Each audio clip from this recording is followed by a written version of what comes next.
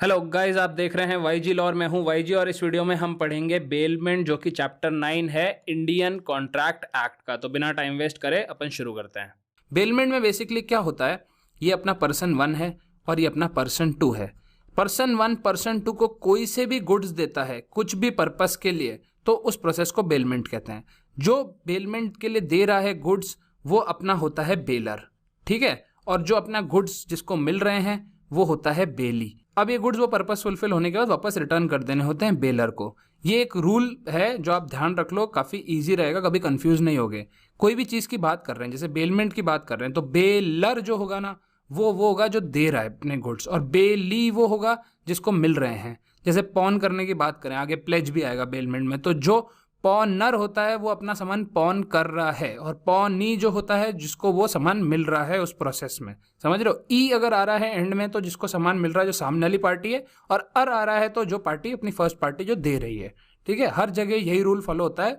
तो बेलर और बेली, पॉनर, पॉनी, ऐसे कंफ्यूज मत होना कि कौन कौन है। इसमें कंफ्यूज हो जाते हैं बहुत लोग, लेकिन इतना कंफ्यूज होने की बात ही नहीं अगर फंडामेंटल क्लियर है तो इंपॉर्टेंट पॉइंटर्स जो बेलमेंट के हैं वो मैं पढ़ा रहा हूँ, तो अपन ने इंपॉर्टेंट पॉइंटर्स लिख लिए जिससे कंसेप्चुअल क्लैरिटी आ जाएगी। सबसे पहला, bailor has a duty to disclose faults in goods bailed. अब मान लो ये जो गुड्स दिए इस एग्जाम्पल में, ये गुड्स एक टीवी है। ये टीवी यूज़ करने के लिए इसने इसको दिया, या कुछ भी काम के लिए दिया, रिपेयर के लिए दिया, और इसने बताया नहीं कि भाई ये टीवी की पूरी बॉडी में करंट आता है बहुत तेज। बताना भूल गया। ये क्या चीज़ है? ये फॉल्ट है। फॉल्ट जो क्या कर सकती है, एक्स्ट्रा ऑर्डिनरी रिस्क रखती है। एक्स्ट्रा ऑर्डिनरी रिस्क की इस फॉल्ट की वजह से इसको अगर कुछ नुकसान होता है और इसने पहले इसको बताया नहीं है, तो बेलर कंपनसेशन देगा। कॉमन सेंस है। फिर उसके बाद मान लो टीवी इसको दे दिया किसी भी काम के लिए, ये टीवी यूज़ कर रहा है, तो इसकी जिम्मेदारी बनती है कि एक रीजनेबल केयर रखे। ठीक है, रीजनेबल केयर अगर ये नहीं रखेगा और कुछ भी दिक्कत आ जाती है, मतलब मान लो इसने पानी फेंक दिया, टीवी खराब हो गया, तो ये रीजनेबल नहीं है कि आप टीवी में पानी फेंक दो, तो बेली बेलर को कॉम्पनसेशन देगा। लेकिन मान लो इसने रीजनेबल केयर रखा, ये टीवी कुछ स्पेशल काइंड का टीवी है और ये एकदम एसी में ही चलना चाहिए हमेशा, अगर ये थोड़ा सा भी गर्म हुआ तो ये फट जाएगा, ये रीजनेबल बात नहीं है।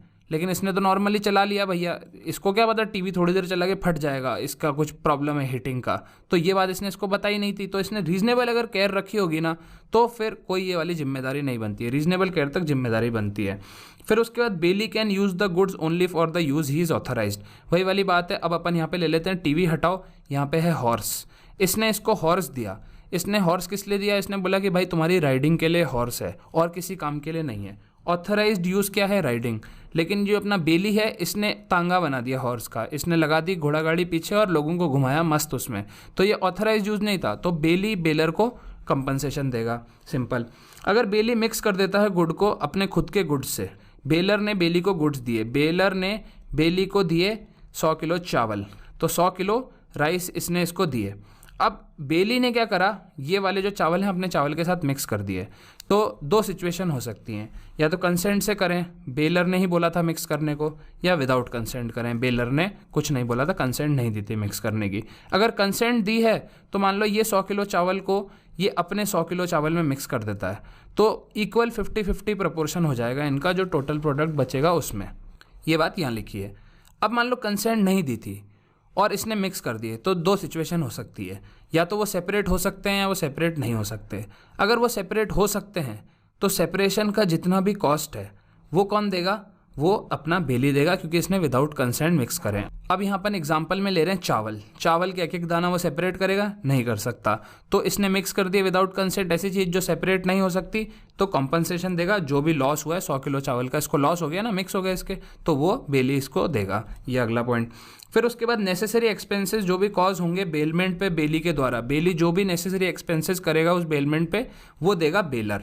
जैसे मान लो इसने इसको घोड़ी दे दी, घोड़ा नहीं घोड़ी दे दी, और वो घोड़ी थी प्रेग्नेंट, वो घोड़ी का बच्चा हो गया उस बेलमेंट के टाइम पे, तो वो बच्चा हुआ, तो ऐसे ऐसे तो बच्चा हुआ नहीं होगा, वेट वेट को बुलाया होगा, थोड़ा खर्चा वर्चा हुआ होगा, तो वो खर्चा सारा अपना बेलर देगा। नेसेसरी एक्सपेंस था, वो इग्नोर नहीं कर सकता था उस चीज़ को। एक्स्ट्रा ऑर्डिनरी एक्सपेंस के नहीं देगा, नेसेसरी एक्सपेंस के सिर्फ बेलर पैसे देगा बेली को। अगर वो चीज़ कोई स्पेसिफाइड टाइम के लिए दी है या स्पेसिफाइड पीरियड के लिए दी है और उस टाइम से पहले वापस ले ली जाए, जैसे मान लो ये अपना बेलर है, ये अपना बेली है, इसने इसको घोड़ा दिया 1 महीने के लिए कि भैया 1 मंथ के लिए मैं तुम्हें घोड़ा देता हूँ, और ये बंदे ने आगे घोड़ा चढ़ा दिया 1 मंथ के लिए किराए पे, और इसने 1 मंथ से पहले ही बोल दिया कि मुझे मेरा घोड़ा वापस चाहिए, तो इसको तो नुकसान हो गया ना। इसने आगे 1 महीने के लिए चढ़ाया हुआ, इसकी किसी और से कोई डील हुई होगी, वो सब हुआ होगा, तो इसका नुकसान हो गया। तो स्पेसिफाइड टाइम पीरियड से पहले अगर वो अपना बेलमेंट वापस ले लेता है तो फिर कंपनसेशन देना पड़ेगा। किसको देना पड़ेगा? बेलर बेली को देगा, क्योंकि उसकी गलती थी, उसने पहले ले लिया। दूसरी सिचुएशन ले लो, अगर एक्सपायरेशन डेट के बाद तक ये रख लेता है, मान लो 1 महीने के लिए घोड़ा देता है लेकिन ये 2 महीने के लिए आगे दे देता है और 2 महीने तक रिटर्न ही नहीं करता, तो वही वाली बात, बेली बेलर को कॉम्पनसेशन देगा। ये सब कॉमन सेंस की चीज़ें, सारे सेक्शन में भी जो जितनी भी चीज़ें लिखी है ना, सब कॉमन सेंस की। अगर आप नहीं पढ़ के भी थोड़ी कॉमन सेंस लगा लोगे तो आपको समझ में आ जाएगा कि कौन किसको कंपनसेशन देगा और who is in the wrong. तो ये हो गया अपना जस्ट बेलमेंट का। बेलमेंट के बाद आता है प्लेज। बेलमेंट और प्लेज में क्या डिफरेंस है? बेलमेंट और प्लेज में इतना ही डिफरेंस है जितना कल्पेबल होमिसाइड और मर्डर में डिफरेंस है। अगर आपने मेरा वीडियो देखा है तो आपको पता होगा मैं क्या कहने वाला हूँ। प्लेज जो है वो एक बेलमेंट का टाइप होता है। Every pledge is a bailment but every bailment is not a pledge. Like every apple is a fruit but every fruit is not an apple. समझ रहे हो ना अंतर? तो ये दोनों में चीज़ों में डिफरेंस नहीं है। प्लेज बेलमेंट का एक टाइप है। बेलमेंट में अपन क्या करते हैं? गुड्स देते हैं, बेलर बेली को गुड्स देता है। प्लेज में वो जो गुड्स होती है ना, वो सिक्योरिटी का काम करती है फॉर पेमेंट ऑफ अ डेप्ट और परफॉर्मेंस ऑफ अ प्रॉमिस। मतलब एक आदमी जाता है, उसको वो कोई चीज़ प्लेज करता है कि देखो मैं तुम्हें ये दे रहा हूँ और मैं अपनी प्रॉमिस फुलफिल नहीं करूँ तो आप मेरे से ये गुड रख लेना हमेशा के लिए, जो मैं आपको प्लेज करके जा रहा हूँ ये आपका ही हो जाएगा। पॉन शॉप सुना है? Pawn shop. पॉन शॉप में जाके आप क्या करते हो? गिरवी रखते हो कि मेरी अंगूठी गिरवी रख लो, मुझे 10 लाख रुपए दे दो। 10 लाख की कौन सी अंगूठी होती है? एक मेरी अंगूठी गिरवी रख लो, मेरे को 10,000 रुपये दे दो, और मैं अगर 10,000 रुपये नहीं लौटाऊं तो आप मेरी अंगूठी बेच देना। तो ये हो गई प्लेज, मैंने मेरी अंगूठी प्लेज कर दी। यहाँ पे जो बेलर होगा ना उसको बोलेंगे पॉनर। प्लेज के केस में बेलर जनरल टर्म है, यहाँ पे पॉनर हो जाएगा क्योंकि वो अपना सामान पॉन कर रहा है, और पॉनी हो जाएगा जिसको वो पॉन कर रहा है। ठीक है, वही वाला पॉनर पॉनी। पॉनर जो पॉन कर रहा है, पॉनी जिसको पॉन हो रहा है सामान। तो इतना सा जिस्ट है बेलमेंट का और बेलमेंट ऑफ प्लेज का। समझ रहे हो? प्लेज भी एक बेलमेंट ही होता है। बेलमेंट जनरल है, प्लेज थोड़ा स्पेसिफिक है। मैंने यहाँ पे डिफरेंसेस दिए तो उनके गो थ्रू कर जाते हैं अपन एक बार। जब ट्रांसफर ऑफ गुड्स करते हैं एक person to another for a specific purpose is known as bailment.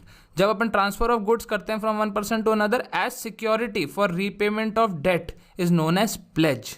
डेप्ट या फिर कोई प्रॉमिस फुलफिल करने की आप सिक्योरिटी दे रहे हो। ठीक है, यहाँ पे सिर्फ डेट लिखा है मैंने, लेकिन ऊपर मैंने बता दिया पेमेंट ऑफ अ डेट और performance of a promise. Bailment, bailor, bailee defined है सेक्शन 148 में। सेक्शन इंपॉर्टेंट है। प्लेज, पॉनर और पॉनी डिफाइंड है सेक्शन 172 में। फिर उसके बाद person who delivers the bail good is known as bailor. Person receiving such goods is known as bailee. यहाँ पे ऐसे ही प्लेजर या पॉनर बोलेंगे, और जिसको सामने वाले को मिल रहा है वो होगा या तो प्लेजी या पॉनी, दोनों चीज़ों में से कुछ भी बोल सकते हो। बेलमेंट में ज़रूरी नहीं है कोई कंसिडरेशन हो, लेकिन कंसिडरेशन प्लेज करने में हमेशा होती है, क्योंकि जब आप प्लेज कर रहे हो तो नॉर्मली डेट के लिए करते हो तो आपको डेट मिलता है, और कोई प्रॉमिस के लिए भी कर रहे हो तो प्रॉमिस कंसिडरेशन का पार्ट बन जाती है। बेली का कोई राइट नहीं होता कि जो उसको गुड्स बेल करे हैं वो उनको बेच दे। मैं घोड़ा बेलमेंट के लिए दे रहा हूँ तो घोड़ा कभी बेच नहीं सकता वो, लेकिन प्लेजी या पॉनी होता है, उसका राइट होता है बेचने का। पूरा पर्पस ही है ना एज अ सिक्योरिटी कि मैं अपना डेट फुलफिल नहीं करूँ तो आप मेरी सिक्योरिटी बेच देना, तो राइट होता है उसका बेचने का। बेली यूज कर सकता है गुड्स को only for a specific purpose.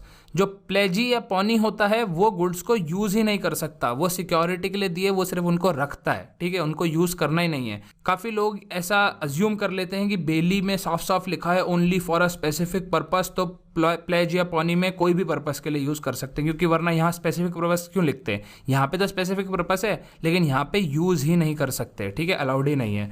Purpose क्या है बेल्ड गुड्स का? इज फॉर सेफ कीपिंग और रिपेयर। जैसे आपने अपना कोट ड्राई क्लीनिंग के लिए दिया तो वो भी एक होता है तरीका। ठीक है, या आपने लॉकर में सामान रखवा रखा है बैंक में, ऐसा कुछ। ठीक है, purpose of pledged good is to act as security for repayment of debt और परफॉर्मेंस ऑफ द प्रॉमिस। तो ये मेजर इन दोनों में डिफरेंस है। यहाँ पे प्लेज और बेलमेंट खत्म होता है। इससे ज़्यादा मुझे नहीं लगता डीप में जाने की जरूरत है, तो मैं नहीं गया। तो ये हो गया इंडियन कॉन्ट्रैक्ट एक्ट में बेलमेंट कंप्लीट। अगर अच्छा लग गया तो फिर दूसरे वीडियो भी देख लेना कॉन्ट्रैक्ट के, यहाँ पे आ जाएंगे, और मेरी पेड कोर्सेज की प्लेलिस्ट यहाँ पे आ जाएगी। और लाइक ठोक देना, सब्सक्राइब कर देना, कमेंट कर देना, बताने की जरूरत नहीं पड़नी चाहिए। मिलते हैं अगले वीडियो में। Bye bye, tata, take care.